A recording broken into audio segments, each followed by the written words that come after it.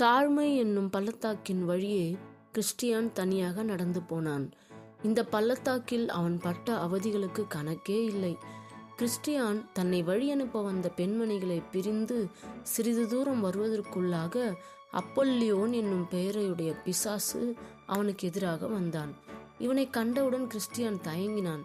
இவனை எதிர்த்து செல்வதா அல்லது திரும்பி விடுவதா என்று தனக்குள்ளே யோசித்த அவன் ஒரு முடிவுக்கு வந்தான். திரும்பி சென்றால் அவனுடைய அம்புகள் கவசமில்லாத என் முதுகை துளைத்தாலும் துளைத்து விடலாம்.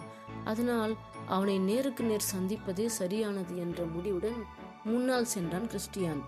அப்பொல்லியோனின் கொடூரமான உருவத்தை கண்டு கிறிஸ்டியானின் உடல் சிலிர்த்தது. அப்பொல்லியோனின் உடல் மீது மீன் செதில்களை போன்று காணப்பட்டது. கரடியை போன்ற பாதங்களையும் பறவைகளை போன்ற இறக்கைகளையும் கொண்டிருந்தான். சிங்கத்தின் வாயை போலிருந்த அவன் வாயிலிருந்து நெருப்பும் புகையும் வெளிவந்தன.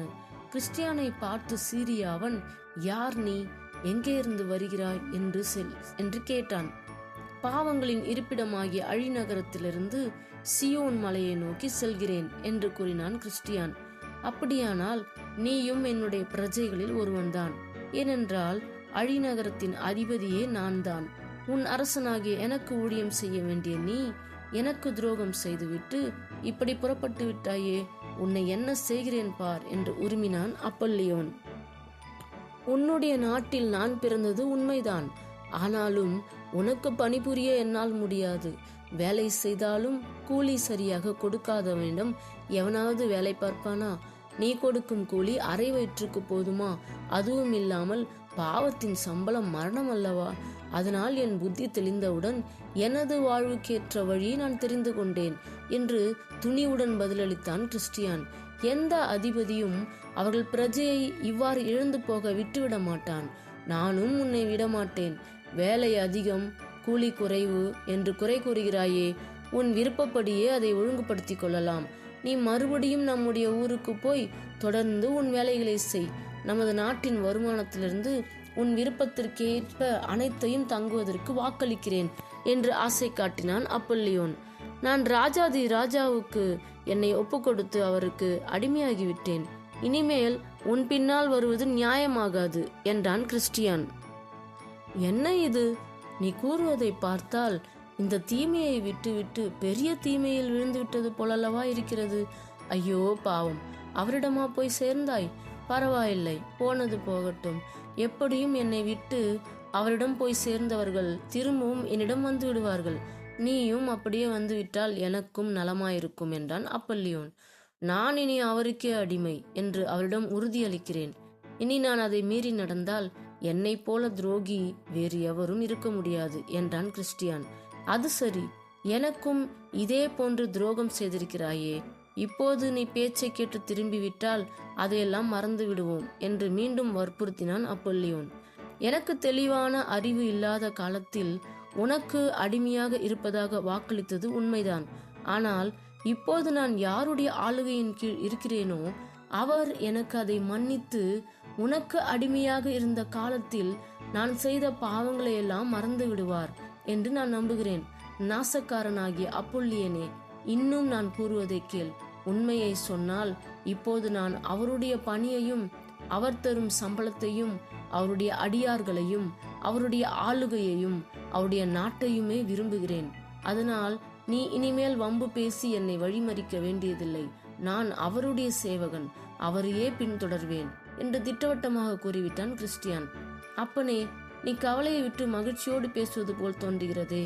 நீ போகும் வழியில் உனக்கு வரப்போகும் அழிவுகளை பற்றி யோசித்துப்பார்.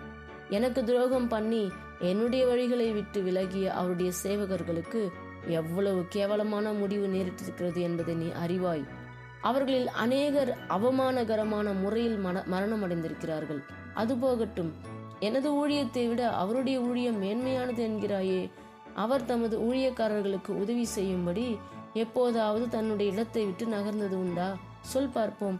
நானும் அப்படிப்பட்டவன் அல்ல. என்னுடைய ஊழியக்காரர்கள் சிறையில் அடைக்கப்பட்டாலும் கூட என்னுடைய பலத்தை கொண்டோ அல்லது ஏதாவது தந்திரம் செய்தோ அவர்கள் அவருடைய கைக்கும் அவருடைய ஊழியக்காரர் கைக்கும் தப்பும்படி எவ்வளவு முயற்சி செய்கிறேன். அதே உதவியை நான் உனக்கும் செய்ய முடியும், என்னை நம்பு என்று கிறிஸ்டியானை மயக்கும் வண்ணம் மாய்மாலம் பேசினான். தப்பாக புரிந்து கொண்டிருக்கிறாய் நீ. அவர் எங்கள் திட விசுவாசத்தை சோதிப்பதற்காகத்தான் இப்போது ஆண்டவர் உதவி செய்யாதது போல ஒதுங்கியிருக்கிறார். நீ சொல்லுவது போல் அவர்களுடையது பரிதாபகரமான முடிவல்ல, அதுவே மகிமையான முடிவு. இன்றைய மகிழ்ச்சியை பற்றி அவர்கள் கவலைப்படுவது கிடையாது. பிற்கால நித்திய மகிழ்ச்சியை நோக்கியே அவர்கள் காத்திருக்கிறார்கள். மகிமையின் ராஜாவாக தூதர் புடைசூழ ஆண்டவர் வரும்போது அவர்கள் அதை பெற்றுக்கொள்வார்கள் என்று கூறினான் கிறிஸ்டியான். தனது பயணத்தில் கிறிஸ்டியான் இதுவரை செய்துள்ள தவறுகளை சுட்டிக்காட்டி கேலி செய்ய துவங்கினான். அவருடைய ஊழியக்காரன் என்று சொல்லிக் கொள்கிறாயே, அதற்குள்ளாக எத்தனை முறை அவருக்கு உண்மையாக நடப்பதில் தவறிவிட்டிருக்கிறாய். இனியும் அவர் உனக்கு ஊதியம் கொடுப்பார் என்று நினைக்கிறாயா என்று கேட்டான் அவன். அப்படி நான் உண்மைக்கு விரோதமாக நடந்து கொண்டதை கூறு பார்ப்போம், அழிநகரத்து அதிபதியே என்று கூறினான் கிறிஸ்டியான்.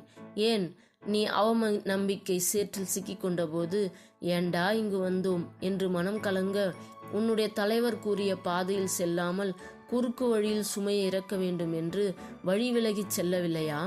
விழித்திருக்க வேண்டிய நேரத்தில் தூங்கி போய்விடவில்லையா? சிங்கங்களை கண்டு திரும்பி போக நினைக்கவில்லையா? உன் பயணத்தை பற்றி யாராவது கேட்டால் தற்பெருமையுடன் கண்டவற்றையும் கேட்டவற்றையும் கூற நீ விரும்பவில்லையா? இதெல்லாம் உண்மையாக நடப்பதா? சொல் என்று குத்தி காட்டினான் அப்பொல்லியோன். நீ சொல்வது உண்மைதான். இவை மட்டுமின்றி இன்னும் அநேக தவறுகளை கூட நான் செய்திருக்கிறேன். என்றாலும் நான் அவற்றுக்காக மெய்யாக வருந்தும் போது என் ஆண்டவர் என்னை மன்னிக்க சித்தமுடையவராய் இருக்கிறார். உன் நாட்டில்தான் இந்த பலவீனங்களை பெற்றேன்.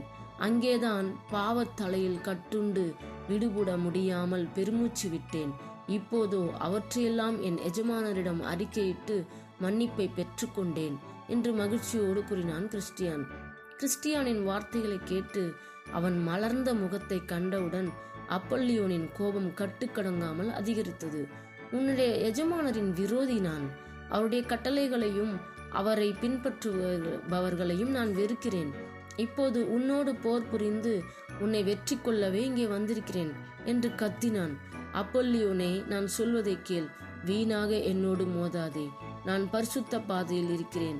நீ என்னை அழிக்க முடியாது என்று எச்சரித்தான் கிறிஸ்டியான். அப்பொல்லியோனோ கொஞ்சமும் பின்வாங்கவில்லை. கிறிஸ்டியானின் பாதையை வழிமறித்து நின்று கொண்டான். எதை கண்டும் எனக்கு பயமில்லை. நீதான் உனக்கு வரவிருக்கிற சாவை பற்றி பயப்பட வேண்டும். என் இடமாகிய பாதாள உலகத்தின் மீது ஆணை, நீ இந்த இடத்தை விட்டு தப்பிச் செல்ல முடியாது. உன் ஆத்துமாவை இப்போதே அழித்து விடுகிறேன் பார் என்று மூர்க்கத்தனமாக கத்திய அப்பொல்லியோன் ஒரு தீ அம்பை எடுத்து கிறிஸ்டியானின் நெஞ்சுக்கு நேராக எய்தான். விசுவாசம் என்ற கேடகத்தினால் அந்த கொடூர அம்பை தடுத்து வீழ்த்தி விட்டான் கிறிஸ்டியான். இனி தயங்கி இருப்பதில் பயனில்லை, எதிர்த்து முன்னேறுவதே ஒரே வழி என்று நினைத்த கிறிஸ்டியான் மனத்துணிவுடன் அப்பொல்லியோனை நெருங்கினான். அவ்வளவுதான், சரசரவென்று அவன் மீது அம்புகளை எய்ய துவங்கிவிட்டான் அப்பொல்லியோன்.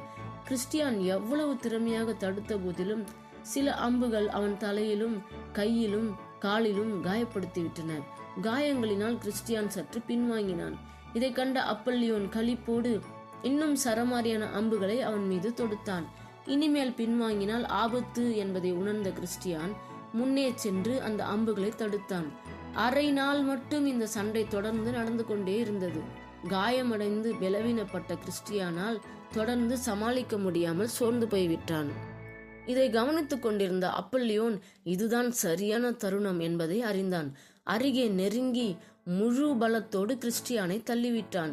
கிறிஸ்டியானிடமிருந்த வேத வசனம் என்னும் பட்டயம் கை நழுவி தூர விழுந்து விட்டது. வெற்றி களிப்பில் கத்தினான் அப்பொல்லியோன். அப்பனே, இப்போது உன் உயிர் என் கையில் என்று கூறி பலங்கொண்ட மட்டும் கிறிஸ்டியானை நசுக்கினான். அவன் குற்றுயிரும் குறையுரிமா ஆனான். கடைசியாக அவனை முற்றிலுமாக அழித்துவிட துணிந்த அப்பொல்லியோன் கையை ஓங்கினான். ஆனால் கிறிஸ்டியான் காப்பாற்றப்படுவது ஆண்டவருடைய சித்தமாக இருந்தது. அப்பொல்லியோன் கையை ஓங்கும்போது கிறிஸ்டியான் தன் முழு பலத்தையும் திரட்டி கையை நீட்டி விழுந்து கிடந்த பட்டயத்தை பற்றி கொண்டான். என் சத்துருவே, எனக்கு விரோதமாய் சந்தோஷப்படாதே, நான் விழுந்தாலும் எழுந்திருப்பேன் என்று கூறியபடி பட்டயத்தை கொண்டு முழு பலத்துடன் அப்பொல்லியோனை குத்தினான். மரண அடி பெற்றது போல அப்பொல்லியோன் பின்வாங்கினான். கிறிஸ்டியானின் மனதிடம் அதிகரித்தது. இவை எல்லாவற்றிலேயும் நாம் நம்மில் அன்பு கூறுகிறவராலே முற்றும் ஜெயம் கொள்ளுகிறவர்களாய் இருக்கிறோமே. ரோமர் 8:37 கூறப்பட்ட வசனத்தை அவன் கூறி அவன் அப்பொல்லியோன் மீது பாய்ந்து அவனை தாக்கினான். தொடர்ந்து சண்டையிட முடியாத அப்பொல்லியோன் தனது இறக்கைகளை விரித்து பறந்து போய்விட்டான். அதன் பிறகு அவன் கிறிஸ்டியானின் பாதையில் குறுக்கிடவே இல்லை.